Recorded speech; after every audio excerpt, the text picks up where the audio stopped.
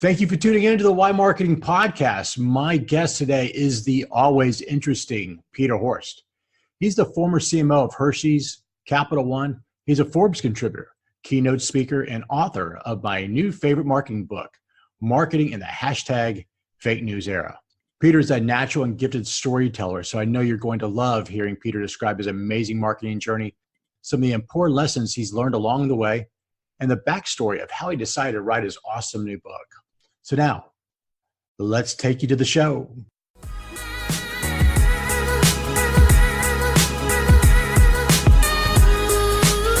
Thanks so much. Great to be here. I really appreciate you taking time to sit down and talk with me. I know you got a lot going on.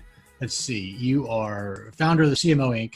You sit on various boards, either as a director or advisor. You're a Forbes contributor, keynote speaker, marketing expert for various networks, because I've seen you on the TV shows. Best-selling author, and you played the French horn.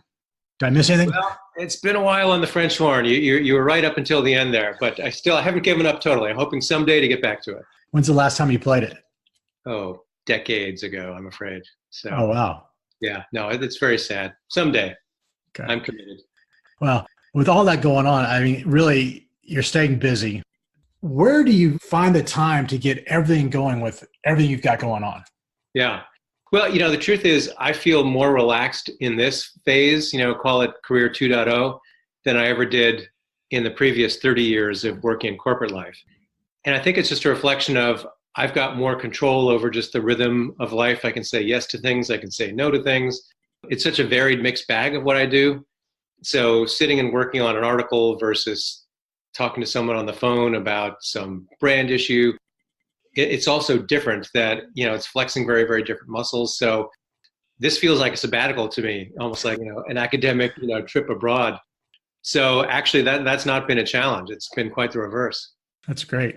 Well, before I definitely want to be able to spend some time talking about the book, but before we get into actually the book itself and everything that we can gain from it and learn from it, would you mind just kind of sharing with everybody who may not be too familiar with you, your backstory and kind of how you got into marketing? Well, so you mentioned the French horn. Up until the middle of college, I thought I was going to be a professional French horn player. And then right about midway through, I realized, the world is a big place. I'm not sure I want to spend all day thinking about my lips. And so there I was, history and literature degree, not exactly a career preparatory course of education. I'd worked as a radio news reporter in the summer, which was fun. And for a while I thought, hey, I'll be the next Dan Rather. I said, okay, that's a little unrealistic. So I was kind of casting around for what am I going to do? Maybe there's graduate school in the future. So my first job out of college was at ICM, the big talent agency, thinking, hey, I'll marry my interest in sort of the artsy world with a little bit more of a career. Started in the mailroom, delivering packages and scripts to, obnoxious agents and stars. After about a year, said, okay, enough of this. Maybe law school is the way to go. Spent a year as a paralegal, surrounded by 300 unhappy lawyers who said, kid, whatever you do, don't go to law school. So that's when I started thinking about business school, because I was working in the corporate department of a law firm. So in between applying and going, I worked at the American Management Association as a magazine editor, kind of marrying some of my journalism background. So I rolled into the Tuck School not having a clue about business, about what I wanted to do. And it was day one of Marketing 101 that I said, this is it. And without having this sort of vocabulary to describe it, it was the whole brain activity that I'd been craving. It has all the creativity of, sort of the entertainment, arts world, but at the same time, you have to be strategic, logical, analytical, and just marry all those sort of muscles in the brain. So from there, I went to General Mills, spent 6 years there doing the classic CPG grounding thing, had a great kind of portfolio of experiences from big brands, small brands, Pop Secret, Nature Valley, Hamburger Helper, lots of new product work. But after about 6 years, started to feel the itch for new challenges, and then jumped into telecom in the early days of convergence as the internet was just becoming a thing. Spent a few years there scoping out new opportunities, internet yellow pages, the integration of cable data and telephony. From there, I went to Ameritrade, and I was their first CMO, just as online trading was taking off like mad. From there, jumped into the B2B tech world, and I was a CMO of a small cybersecurity company. From there to Capital One, another sort of strange, one field to another, pretty unrelated, but spent 12 years at Capital One as that company grew and diversified from, primarily subprime credit card company to top 10 bank with commercial banking, small business, branch banking, digital. So that was a really neat experience. And then following that, I moved back to my roots in CPG and spent a brief time at Hershey, where I was the global CMO. Did a lot of fun work in repositioning brands, modernizing the marketing model, jazzing up the innovation ecosystem, but exited sooner than I had originally planned to, really because my wife and I were not digging the dual city living. She was running a cybersecurity startup here in DC. I was up in Pennsylvania. We'd wave each other on the weekends. And we said, I'm sitting here on a Wednesday night eating a frozen burrito, watching The Big Bang Theory alone. It's like, is this the golden years, what I've been working towards? So I used that as the excuse to jump into Career 2.0 and have been, doing that mixed bag of things that you described earlier. It sounds like it's working out well for you. Well, it's been fun. It has been a, very different kind of challenge. I'll admit I miss the mojo of a team of people that you get into a rhythm with.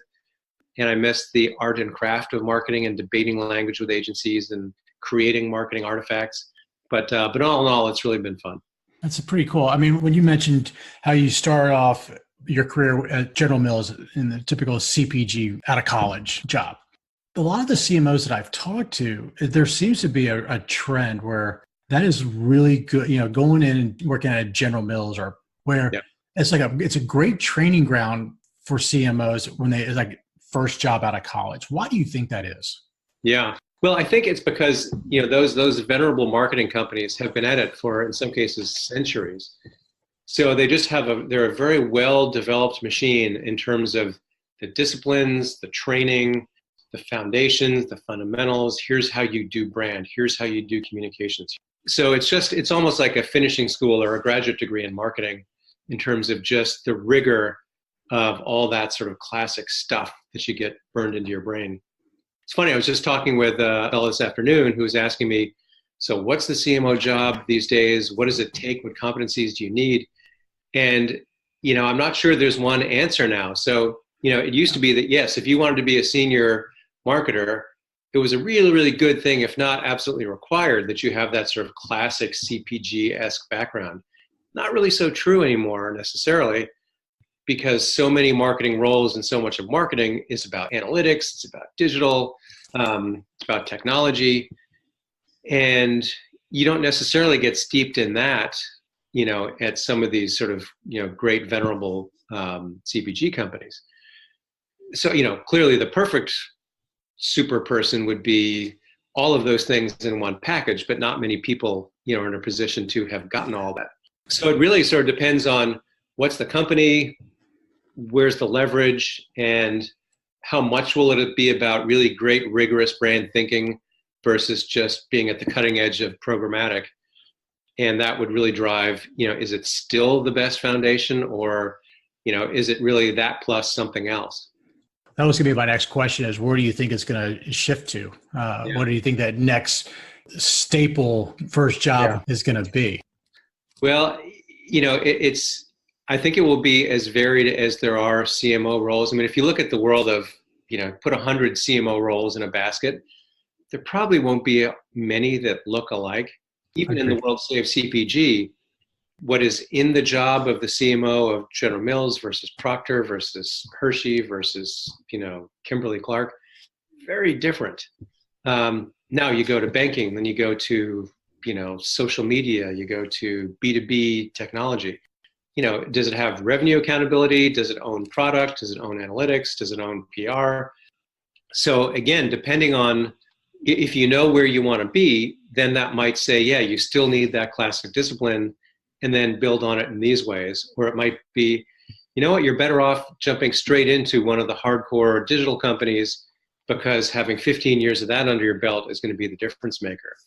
I hope that we don't lose appreciation for those classic marketing disciplines. So I hope it will always be some combination of having stewarded, serious disciplined brands plus the capability of managing this modern ecosystem. But then I think the question will be, it won't just be the CPGs that provide that discipline, right? Now you have more and more companies who have well-developed sort of marketing systems and training programs and so forth. So you can maybe go to, Chase and get that same kind of brand grounding. It doesn't have to be on a cereal brand. Now, you were at Capital One during the What's in Your Wallet campaign. Right. I mean, that's been a well-served for them. Tell me a little bit about that experience, if you don't mind. Sure. It was an amazing experience. And, as you could tell from my rattling through my background, it could be argued that I have a little bit of career ADD and I'm always craving something new. Well, I spent 12 years at Capital One. So that's a reflection of what a nonstop set of challenges it was. And so still founder-led. This was a very visionary, bold, super brilliant guy who every year would roll out a new set of imperatives. We're going to take this hill and become that and do this. And we're like, what, are you kidding me? And sometimes Wall Street would also say, what, are you kidding me? You're going to be a bank? What do you know about banking? What bank is going to sell to you? So that just made for always just a fascinating set of challenges. Okay, how are we going to take this edgy, brash credit card brand and move it into banking, where it's not about giving you our money, but it's about convincing you we can steward your money. So how do you keep that brand still unique and clearly Capital One, but how do you round some of the edges so that it's appropriate for that new category? How do you develop innovative products that you have something to say when you move into these various arenas? So it was just a fascinating place, surrounded by just the smartest people I've ever worked with, as I say, this sort of restless sense of pushing the limits and doing it all in the spirit of doing right by the customer. So this was also an era where, an awful lot of companies were called out for some pretty bad behavior. And the big legislation of, the late aughts really, eliminated a lot of that. And the good news is Capital One had either never done those things or broomed them out of the business model well before. So while it was a shock for most of the major banks, we were already there. So it was also nice to be at a place that you could feel good that, the values are there and they're not just a laminated document sitting in the HR manager's file. It's something that's a litmus test for decision making and deciding what's good revenue and what's bad revenue. So it was just a tremendous place to be. That's neat. Well, I just, when I was looking at over your career, there was a big chunk of time that you spent there. So clearly there was something that kept you there and it made it really interesting for you to be able to stay engaged and want to be able to lead it. And well, I kept learning, right? And that was really what it came down to, is new challenges, new categories. Here we are in commercial banking, right? What does the Capital One brand mean in commercial banking? Does it have to become a staid, boring brand like most in the world of commercial banking with guys in suits shaking hands and patting backs? Or do you say, how do you keep that spark and that edge and that attitude, but make it appropriate for a world where you're talking about $300 million loans? So those are really interesting challenges for a marketer. So they kept me entertained for a long time. I can imagine to take on those different challenges would be neat and wanting to stay involved with it. Kind of transitioning now into talk about your book, marketing in the fake news era. How did that all come about? Yeah.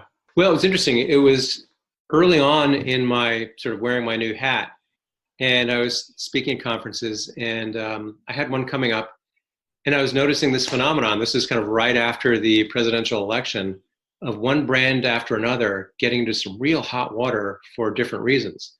Early on, it was Nordstrom getting called out by the president for dropping Ivanka's shoes. Then it was Budweiser getting called out for their Super Bowl ad that seemed to be an anti-Trump ad, even though it was just a founder story.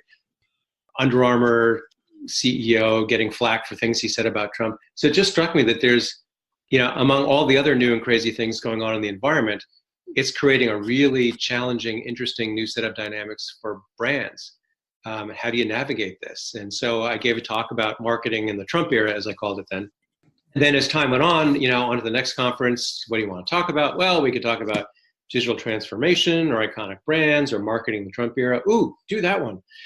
So, about the sixth or seventh time I did it, I said, there's really something here. And the more I talked to CMOs who I knew who had been through some of these challenges, they would say, oh, wow, I'm really glad you're digging into this. This is a real thing. Let me know what you find out. but please don't mention my name, right? I think early on everyone was afraid of a presidential tweet. And then I think it just became a generalized fear of, I just don't want to stick out of the weeds. I don't want to say anything or, expose a vulnerability or just keep me out. So something that's important but fraught with anxiety, causing people to seek anonymity. I said, you know what, there really is something there. And I had been at the time thinking I wanted to write a book, and I had a few different ideas. And, one of the downsides of a topic like this is people would say, if it's too timely, then in 9 months it may be dead. And then you've got this book that nobody wants to read. So I realized that was a risk, but it was such a pressing issue that I thought it's, even if it's only relevant for a couple of years, it's worth digging into. Sadly, it's been a couple of years and, it doesn't look like it's going away. But so that's how it's more and more relevant. Yeah. Unfortunately. It's a great book. It was, I actually got the audio book. So I actually had to look up your chart. Oh, okay. Yeah. The chart doesn't do too well in audio. Yeah, no, it was hard for me to draw a line that goes like this. Yeah. The brand relevance curve. That's what it was. Yeah. So I had to pull that, but that was the only other issue but everything else was, I love how you incorporated a lot of real life business examples into the relevance of how they apply to this scenario, kind of like with the NFL putting their head in the sand. Okay, well, that was with the Colin Kaepernick. They just kind of, maybe it'll go away, maybe it'll go away. It never went away. Didn't go away. Worse and worse and worse. Or Patagonia with the I think it was the Parkland. All of those were really, really interesting because it made it a lot easier for me to apply it. Was that information that you already knew, or did you have to be part of that research process when you're writing the book? Yeah, a little bit of both. There were some that even as I was giving talks and talking to people that I just had as great examples. But certainly a big part of writing the book was finding more. And that was a combination of, I might be at a conference and I hear, an executive talk and say something interesting. But it was also just, sitting on the laptop and digging up, stories and looking into, okay, how did they handle this case and what happened there and what was the aftermath? And because, there's nothing like a real life story to bring to life some principle that you're trying to illustrate. I think the Samsung, they were talking about how they had to go back to their roots. I was like, oh, that to me, I was more interested in the fact that how they started out is it was like a grocer. Yeah. No, it's so funny how often that's the case where whether there's a founder still walking around the office or, it was 100 years ago, but when you're groping for what's that brand DNA, what's the why of it all, going back to that first spark of like, why did this guy open up this, store 100 years ago? In some ways you say, how could that possibly be relevant to the state of the art of, mobile technology? But it actually is, and it can breathe a lot of heart and soul into a brand. Well, it seems like they were able to pull that back and kind of reset with what they're doing now, and they're having success with it. So trying to peel into some of the layers of the book, when you look at where we are, even several years later, consumers are expecting the brands and even their CEOs of those brands basically to wear their values on their sleeve, and they're holding them accountable. How many brands out there do you think are vulnerable today where they're not really living up to that? They're not going to be able to walk the walk if they do get called out. Because to me, I look at that and say, that's probably where the biggest, disaster is waiting, is all these folks are putting themselves out there, but they're not going to be able to follow up with the walk when they get called out. Yeah, no, and that you put your finger on it. And it's so important to not think of this as a marketing exercise or an advertising challenge or even a market research challenge of what cause should we jump into, but to really, in some ways violate rule number one of marketing, which is work backward from the marketplace. You're not your consumer. In this case, you really do want to start internally and say, not only do we believe in, what are we committed to, what are we willing to follow through on, but what ideally do we already have a track record of commitment to, so that before we start putting words to it and shooting nice Super Bowl ads and doing social activations, that people can already look back and say, oh yeah, I see how those guys have already been doing that. And, it's probably the minority of brands that are in that position, because it's, a relatively recent thought that brands should be about more than driving shareholder value. I mean, sure, you do some CSR stuff over here and you donate and whatever. But that was not viewed as core and central to the operation of the business, the definition of the brand, the positioning to the consumer. So it really is sort of a new move to think in that way. So most brands have not really been doing that. And it takes some deep introspection. It takes some honesty to say, are we really this? Have we really done that? Can we do a really thorough and honest self-audit to examine ourselves for warts and be prepared to deal with it? But, there have been some embarrassing examples of great ads that talk about equal pay for women, and whoops, we have no women in the boardroom executive suite. That's awkward. So yeah, that is, one of many risks. And another is you say, great, I really care about this issue, so I'm going to go out and, do an ad and show how my can of soda stops a riot. And, you didn't first assess, do you have a credible voice in that issue? And if you think you do, did you do the due diligence to understand how to engage in that dialogue in a way that's appropriate and sensitive to the issues and so forth? So there's executional risk, there's, vulnerability to inconsistency risk, and, raises the stakes on everything brands do in this environment. So it's not an easy job. So how would a CMO navigate those waters? In a small company, it's a little bit easier, but in a very large one, you've got to sell those changes through, and it's changing culture in some instances. Yeah, well, that's so true. And it's really about making sure you've got alignment, because you can't be out there kind of all on your own doing some noble thing without knowing that you're holding hands with the C-suite, with the directors, with as appropriate shareholders, if that's kind of a relevant issue. But everybody has to be all in on it. So there is a real, part of doing your homework is not only understanding what's in your DNA, but then articulating that, rallying people, getting alignment. Because almost no matter what you do, there's going to be someone who doesn't like it, and someone who will call you out. And it's funny, there's something about social media that just gets under executive skins in a different way than stats from a call center. But, there have been times when I would see very senior people getting very upset about a handful of tweets. And you would say, yeah, but we got 20 times as many phone calls about, this other issue.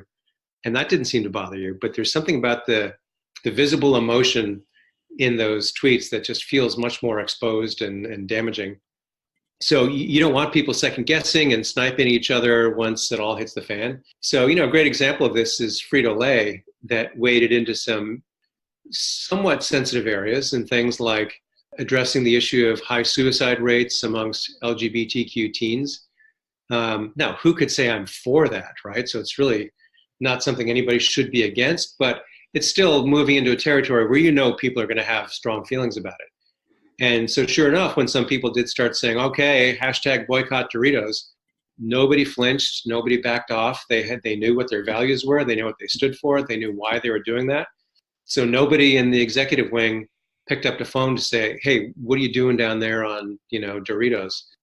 So it's that kind of, really getting everyone on the same page and aware that, yes, there's risks in taking a step, there's risks in remaining silent, but as long as you're clear amongst yourselves about what you're doing, and as long as you kind of make it clear to the public why you're doing what you're doing, because there are times where people may not like your conclusion or your position on an issue, but if they can see the ground wire back to why you're taking that position and what values underlie it, they can at least respect you for that and disagree on the issue. But then it doesn't become this visceral kind of hate fest. Absolutely. And you're not engaging in trying to defend a stand. It's like, this is why we're doing it. Yeah. As simple as that. This is These part are of who we are. values we hold dear. Or, those same values could have taken us to another place. It's kind of like the kneeling issue, right? The NFL could have said, hey, you know what? We are such believers in, rights of expression, and the flag means freedom. So we're going to support the players doing this. We're going to ask that you do it in a way that doesn't, seem to disrespect first responders or the flag, but these are our values. They could also have said, hey, we cherish our veterans and flag, we want to do nothing that would disrespect them. So we're going to ask you not to kneel over here, but here's a way, so either way could have been a very values driven answer that people would have said, okay, I get why you're coming out with that. I would rather let them kneel, but I see, how you're respecting the issues. So as long as you kind of make that clear, you're less likely just to say, for sure, half the country will hate me. Yeah. Or just put your head in the sand and not do anything and just let everybody else answer for you. Yeah. And that's probably the worst of all. Well, I definitely just got so much out of it. I think it was a great book. And when you really think about that new normal, as you were calling it, kind of the, where we are today, it's not going to go away. It's probably, if anything, it's going to continue to evolve and get even more transparent and more important. And the noise and the banter will continue from the consumer side. What's your viewpoint of that new normal and where it's going to be actually impacting marketers going forward? Yeah. Well, it seems to me that most of life is kind of a pendulum swing. And whether it's some new marketing channel or some new analytic capability or it's programmatic, media, we have this mad rush and everyone's going all in on, I'm throwing 72% of my budget into digital. Wait a second, my business stopped growing. Maybe that was a little bit too much. And you kind of start to find this equilibrium and it becomes less cause and a reason for being unto itself, and it just becomes part of the fabric. I have a feeling we'll see some of that dynamic here when it comes to things like brand purpose and engagement, where there's so much focus on it. There's so much overdoing of it, and therefore debate around, are you trying to sell beer or are you trying to solve world hunger? Give me a break. But to get to a point where, there's really this sort of seamless interplay between the things you stand for, a valuable role that you can have in the world that is not only consistent with what you're trying to do as a business, but actually enhancing of what you're trying to do as a business. So it's not simply this silo of do good, CSR-ish kind of stuff, but it's the way in which you design your business and operate it and the spirit in which you fuel the people running it. So that's where I kind of hope it gets to. And it becomes less of a topic we have to debate. Is it good? Is it bad? How much should you do? Obviously, some businesses will have the ability to go deeper and, not everyone can be a Patagonia and say, we're suing the president, because just the nature of a lot of businesses would preclude that kind of very provocative stance. But for all businesses to kind of find their center, and here's kind of the space where they live, and here's how they address the various constituents, because it might be their associates demand a certain level of clear values display, even if that 10 out of 10 sort of volume might not be appropriate for the broad marketplace to consumers. So, it's how do you make sure you're doing the right things in the right places for the right people, which again is just marketing principles, but applied to kind of a broader, more complex arena. I think it's a great perspective, and clearly why you're seen as an expert in this area, because you spend a lot of time discussing with people from all different perspectives, and that gives a great insight. So thank you. So when's your next book? Is there already starting to think about what the next one's going to look like? I have a bit, and then I try and resist the impulse because it is a hunk of work, and so I suspect I'll do another one at another point. There are a few things that have been rattling around in my head. The number one thing that I stressed about while writing this book, I like to write, so the actual act of doing it wasn't hard. But those moments where you say, am I saying something just completely obvious, or is this half a book? So before I embark on another one, I want to make sure it's something that's really going to be interesting and useful and additive, and not just, oh, here comes another brand book. So we'll see. I'll get back to you on that, but no commitments yet. I hope so, and I hope you do. I hope there is another book coming, because I definitely enjoyed this one. Yeah. No, it's always. Going back to, I mentioned my 3 summers in college, I was a radio news reporter. So then on to magazines, and so one way or another, whether it was writing a story for a management magazine, or engaging maybe more deeply than a lot of clients might have in terms of the content, working with agencies and so forth. That's always been a part of something I really like to do. So I do find that fun. That's not the hard part for me. Yeah, it's just making sure that everybody's going to enjoy what you're going to write. Yeah, from a book standpoint. Interesting. Yeah, every time I hit send on the latest Forbes article, it's like, oh my gosh, I hope there isn't a lot of eye rolling out there. I doubt that's ever the case, but so as we kind of start to get towards the end of the episode, wanted to ask one last question of you. I'm big into reflection. And so, you've obviously learned a tremendous amount throughout your career, and you've had a chance to experience a lot. And along the way, there's been challenges. If you had the opportunity to go back to when you were a French horn player at Harvard, kind of trying to think about what you were going to do after college, what would be the one piece of advice you would give yourself to help kind of navigate those waters? I'll maybe cheat a little bit. So it's a bit of a two-parter, but they sort of have to go together. One is to really, really think hard about what you really, really like to do, right? And try and broom away what seems impressive or what your friends are doing or what you think your teachers might expect you to do. But, do the best job you can and as much homework as you can on what's going to be the life that I'm really going to enjoy doing for 8, 10, 12 hours a day. And then having done that, and that's the other part of this thought, is have the patience to really give it a shot. Because when I was young, I had this sense of time as being this incredibly precious commodity that you could not possibly think of wasting. So as an example, right after college, I was thinking, I might really enjoy being a doctor because I'd done this medical news radio reporting and sort of, was liked sciences and math and stuff. But I said, wait a second, I'm going to have to spend like a year taking extra classes before I even apply to medical school. And then I'll be a year behind. Oh, forget that. And then sort of similarly at the talent agency, that was sort of a tough place to be. I don't know if you ever watched Entourage and, Ari Gold's assistants being screamed at and all that. It was a little bit like that. People weren't that good looking, but an awful lot of screaming and, inhumane treatment. And I said, oh, this just sucks. Isn't this awful? Then years later, I'd look and say, wow, he's executive producer of The Office and he's a Broadway agent. And so had I found another way or powered through or that could have been a really fun, no, I've enjoyed what I ended up doing. But it was just another example of, it's like, okay, this doesn't feel good. So boom, on to the next arena. So ground yourself in what you think you'd really like and then give it a good go without feeling as though you're racing some clock because you're really young and you have a lot of time. I love that. That's a great piece of advice. And I could sit here and hit you with questions all day long in different areas because your view on so many areas of marketing is interesting. And I hope we get a chance to do it again. Hopefully, maybe when you do your next book. So, that may be a while, but absolutely, it's a date. Well, hopefully we do it before that then. But anyways, I appreciate you being on the show today. Thank you. It's a pleasure. Bye-bye.